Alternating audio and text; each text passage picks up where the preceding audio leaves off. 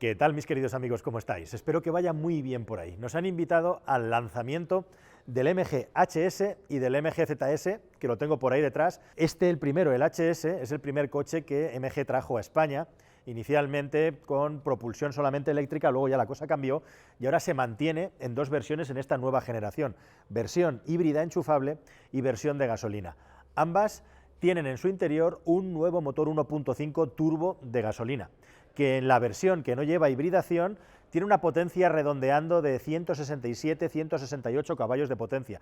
Es un motor 1.5 turbo nuevo que ha reducido un poco el tamaño, ha reducido un poco las emisiones y también ligeramente el consumo.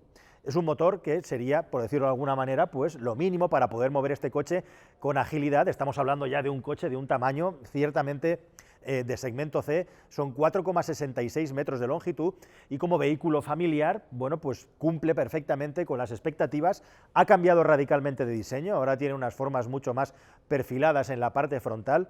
Y lo verdaderamente interesante de este coche, aparte de los cambios de diseño y de equipamiento, ahora el multimedia en el interior es mucho mayor, son los detallitos del sistema de propulsión, porque, como digo, asociado a esa versión 1.5 turbo de gasolina, lo que va a aparecer es una versión híbrida enchufable, que es la que puede marcar la diferencia en este coche.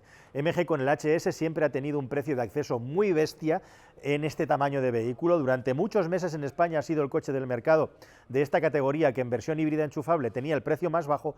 Ahora la competencia es mucho mayor y hay que reinventarse. ¿Y qué es lo que ha hecho MG?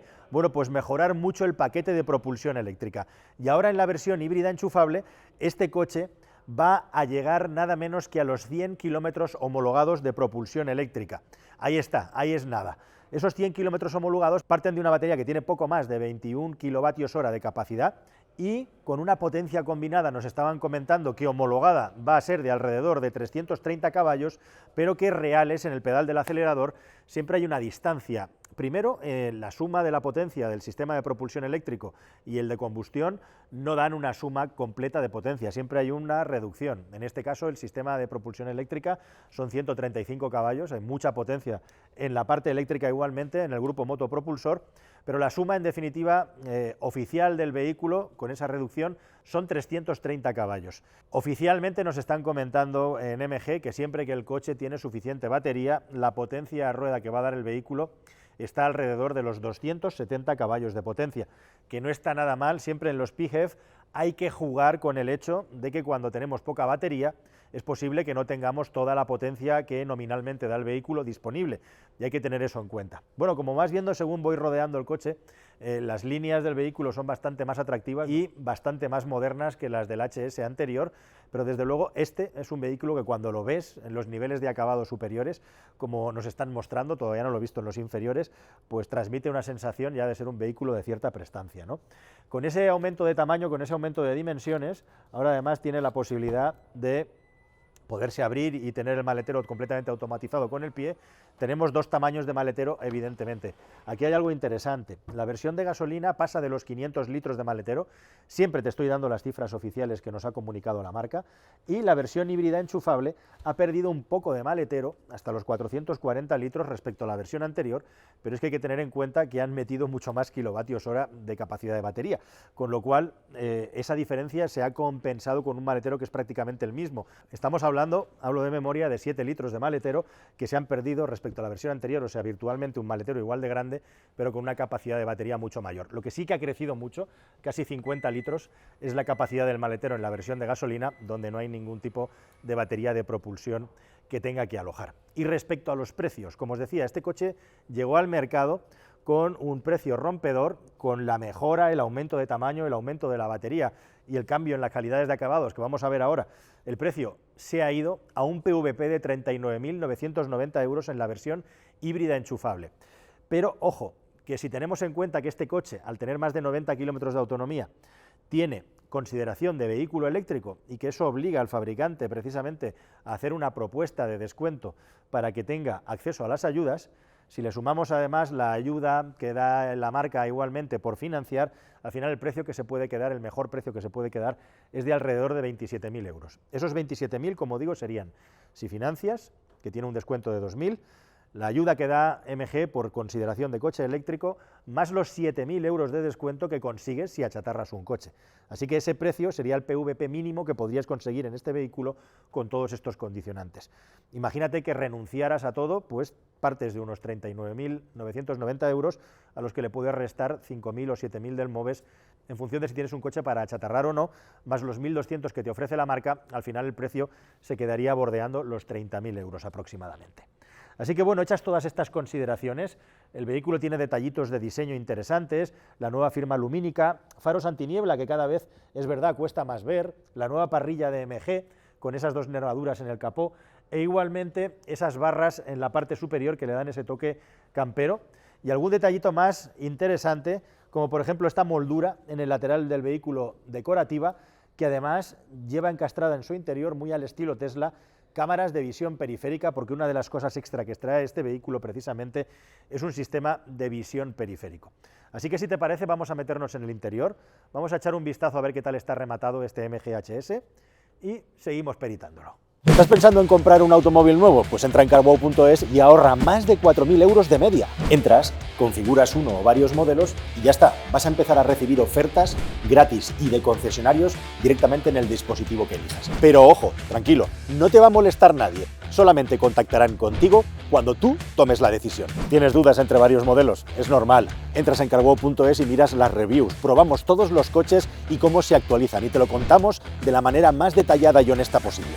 Infórmate, elige y ahorra con carwow.es. Es tan cómodo como ponerse el cinturón en este coche. Y ahora a seguir disfrutando del vídeo. Venga, vámonos. Bueno, pues un interior que ahora viene presidido por una doble pantalla que MG ha decidido colocar en un único módulo.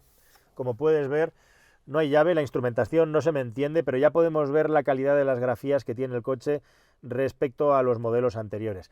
Es una evolución, es un salto adelante sin ningún género de dudas, tiene un sistema de docks, como puedes ver aquí, y la fluidez y el funcionamiento del sistema es bastante más agradecido que en la versión anterior que teníamos de los MGs, pero en general podríamos decir que sigue teniendo un tono como de vehículo con un coste bajo, con esos pitiditos, tanto a nivel de grafías, etcétera, pero bastante mejor que tenía la versión anterior. Por lo menos la pantalla es más grande, 12,3 pulgadas aquí, 12,3 pulgadas aquí.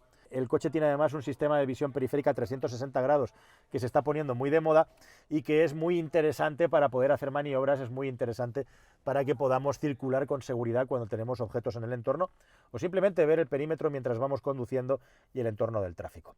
Tenemos con botones físicos accesos directos a algunas funciones de la climatización, como puedes ver aquí, e igualmente acceso a la home del sistema de multimedia del vehículo. Y en general el aspecto del coche, como viene siendo cada vez más habitual, ya no tenemos una instrumentación encastrada, sino una pantalla. En este caso, como te digo, es un único módulo. Y en general un aspecto muy discreto en cuanto a acabados. Aquí en MG no han querido arriesgar. Unos materiales, podríamos decir, sencillos, igualmente. No hay grandes alardes de diseño. Algo que se transmite, que se traslada tanto a el diseño de los asientos, en este caso los de la versión más lujosa, como la palanca de cambios, el pomo, dos entradas para poder cargar ahí cualquier tipo de dispositivo portátil y en resumen un vehículo que rezuma discreción en el interior.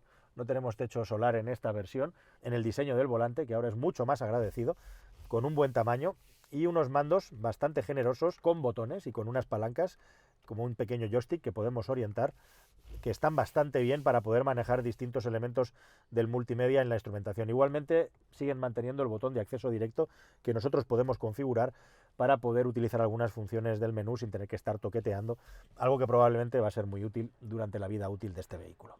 Me dejé el asiento en una posición un poco retrasada, pero evidentemente hay espacio más que de sobra para ocupantes de talla alta. Ojo, porque la caída del techo no es tal, y aquí detrás se pueden acomodar perfectamente personas que se acerquen al 1,90 m sin rozar al techo. Yo creo que la cota de altura es un coche que está bastante bien para los coches de su categoría y mucho espacio para las piernas. Las rodillas quedan en una posición bastante cómoda respecto a la cadera. Tenemos una salida de ventilación e igualmente he notado que hay dos tomas USB para poder recargar ahí detrás, lo cual es un plus, lo cual es un extra que está muy bien y que ya empieza a ser algo que se le debe de pedir y exigir a un coche cuyo precio de partida está prácticamente en los 40.000 euros, ¿no? Así que bueno, yo la verdad es que me esperaba dentro del MG HS un poquito más de fiesta, un poquito más, digamos, de intención en el diseño. Han optado por una solución más allá de las pantallas, que son nuevas, y el sistema multimedia bastante sencilla, podríamos decir, bastante discreta, y se queda ahí en un terreno entre los coches de este tamaño y categoría que estaría entre los menos llamativos, sin duda, en lo que se refiere al diseño interior. Esto puede ser un plus o puede ser un contra en función de la persona que esté interesada en el vehículo. Veremos cada cual qué es lo que opina. Y yo, pues cuando lo conduzca te lo contaré, veremos hasta dónde llega con esos 100 kilómetros de autonomía. Y si te parece, vamos a revisar cuáles son los últimos detalles de equipamiento del coche y aquellas cosas que tienes que saber antes de poderte subir a él y probarlo. Según MG, el motor 1.5 turbo de gasolina de nueva generación, que tiene 170 caballos, es capaz de llegar al 43% de rendimiento. Se puede elegir con versión automática o manual, algo que cada vez es menos habitual. La manual de 6 velocidades, la automática de doble embrague de 7. Cambian muchas cosas, aparte de la estética y lo visual, también en lo que es la producción del coche en sí mismo. Dice ahora MG que el 70% del vehículo está hecho en acero de alta resistencia y que además ha utilizado mucho más material insonorizante para hacer el vehículo más silencioso y por lo tanto con un mayor confort y silencio de marcha.